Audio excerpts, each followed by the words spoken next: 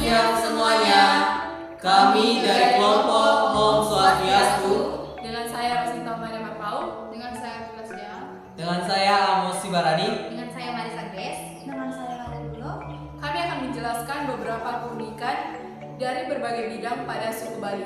Selamat menyaksikan.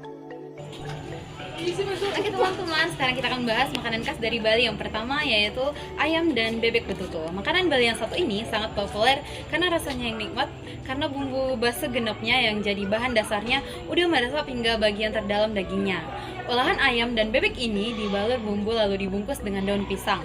Sebelum dipanggang dalam lubang di tanah selama semalaman, ayam dan bebek betutu biasanya dikukus selama 1 jam supaya menghasilkan kaldu yang alami yang membuatnya semakin gurih.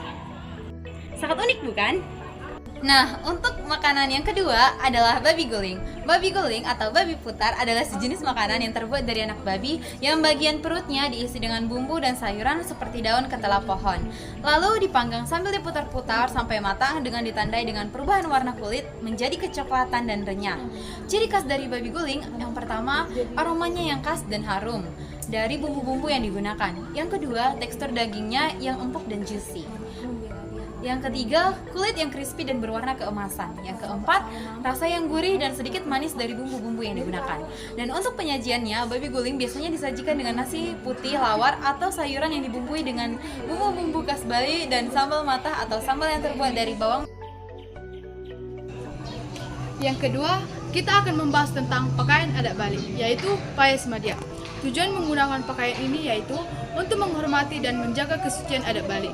Penggunaan pakaian adat madya tidak sulit karena hanya terdiri atas komben, yaitu selembar kain yang dililitkan pada tubuh bagian bawah dari pinggang sampai betis.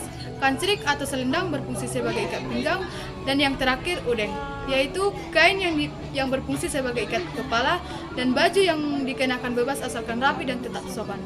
Pakaian ini memiliki konsep swastika atau tapak darah, yaitu leher ke kepala disebut Dewa Anggana, pusar ke leher disebut Manusa Angga, bawah ke pusat disebut Buddha Anggara.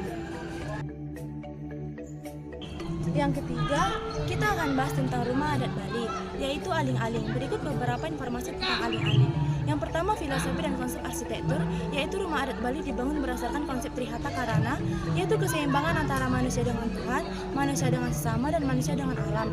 Selain itu, pembagian ruang rumah mengikuti Astakosala Kosali, yaitu aturan tata letak bangunan berdasarkan kepercayaan Hindu. Yang kedua, ada struktur dan bagian rumah adat Bali. Rumah adat Bali terdiri dari beberapa bangunan terpisah yang memiliki fungsi masing-masing di antaranya.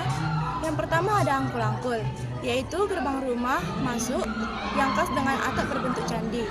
Yang kedua ada aling-aling, berfungsi sebagai dinding atas sekat di belakang gerbang yang berfungsi sebagai penangkal energi negatif. Yang ketiga ada pameran atau canggah, yaitu tempat suci untuk beribadah bagi keluarga. Yang keempat ada baledangin, yaitu tempat untuk upacara adat atau pertemuan keluarga. Yang kelima ada baledau, yaitu ruang istirahat atau kamar tidur untuk kepala keluarga. Yang kelima ada balai manten, yaitu kamar tidur untuk anak-anak atau anggota keluarga lainnya. Dan yang terakhir ada jeneng, yaitu lumbung padi yang digunakan untuk menyimpan hasil panen. Yang ketiga ada material dan konstruksi. Rumah adat Bali menggunakan material alami seperti kayu, bambu, batu bata merah, dan atap dari hijau atau alang-alang. Semua bahan dipilih agar selaras dengan alam dan memberikan kesejukan. Yang keempat ada ornamen dan ukiran.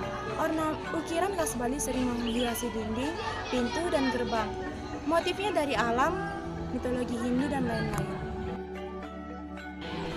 Nah, untuk yang keempat adalah kebiasaan unik pada Bali, yaitu ngaben. Upacara ngaben atau fitrayatnya merupakan suatu ritual yang dilaksanakan untuk mengirim jenazah pada kehidupan yang akan datang. Pada upacara ini, jenazah diletakkan dengan posisi seperti orang tidur. Keluarga yang ditinggalkan pun akan beranggapan bahwa orang yang meninggal tersebut sedang tertidur. Dalam upacara ini tidak ada air mata, karena mereka menganggap bahwa jenazah hanya tidak ada untuk sementara waktu dan menjalani reinkarnasi atau akan menemukan perseratan terakhir di moksa. di mana suatu keadaan jiwa telah bebas dari reinkarnasi dan roda kematian. Upacara ngaben ini juga menjadi simbol untuk menyucikan roh orang yang telah meninggal. Di dalam ajaran agama Hindu, jasad manusia terdiri dari badan halus, roh atau atma, dan badan kasar atau fisik. Badan kasar dibentuk oleh 5 unsur atau dikenal dengan Panca Mahabhuta. 5 unsur ini yaitu pertiwi atau tanah, teja atau api, apa atau air, bayu atau angin, dan akasa atau ruang hampa.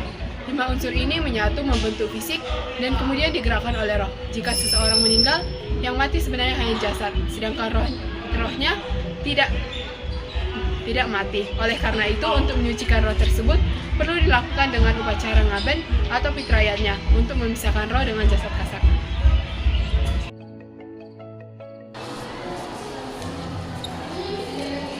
Sekarang kita masuk ke dalam pembahasan kelima, yaitu tari tradisional dari Bali. Salah satu tarian paling terkenal dari Bali adalah tari kecak. Tarian dari Bali ini memiliki gerakan yang monoton atau tidak banyak variasi. Para penari menggerakkan tangan di atas kepala sambil duduk melingkar.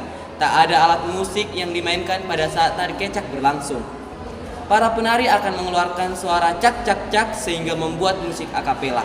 Walaupun tidak diiringi dengan musik maupun alunan gamelan, tari kecak tetap tampak indah dan kompak.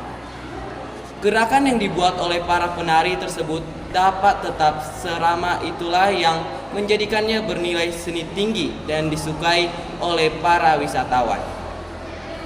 Seseorang yang bertindak sebagai pemimpin akan memberikan tekanan darah tinggi atau rendah.